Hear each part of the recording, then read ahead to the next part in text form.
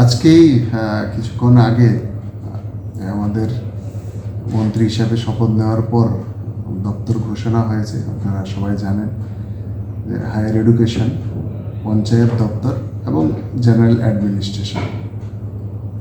তো স্বাভাবিক কারণেই আমি ভীষণ খুশি। একদিকে যেটা হায়ার এডুকেশন, আমি নিজেও ছাত্র সংগঠন থেকে শুরু করে দীর্ঘদিন এডুকেশন নিয়ে কাজ করেছি। তো স্বাভাবিক কারণেই আমার রুচির বিষয়। তো আশা করব যে উচ্চশিক্ষা দপ্তর যেটা আমাকে দেওয়া হয়েছে, ত্রিপুরাতে উচ্চশিক্ষাকে আরও জনমুখী কীভাবে করা যায় সেই বিষয়ে উদ্যোগ গ্রহণ করার জন্য।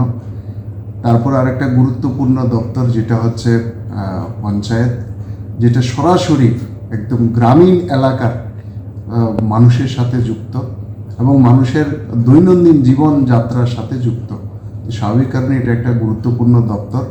আমি চেষ্টা করব যে পঞ্চায়েতের মাধ্যমে মানুষের দৈনন্দিন যে চাহিদা পূরণ হয়, তো সেটা যাতে সুন্দরভাবে সেটা চলে এবং মানুষের যে মৌলিক চাহিদাগুলো পঞ্চায়েত থেকে পূরণ হয় সেগুলো যাতে আরও স্বাচ্ছন্দ্যের সাথে মানুষের কাছে পৌঁছানো যায়, সেই বিষয়ে আমি বিশেষ দৃষ্টি রাখব।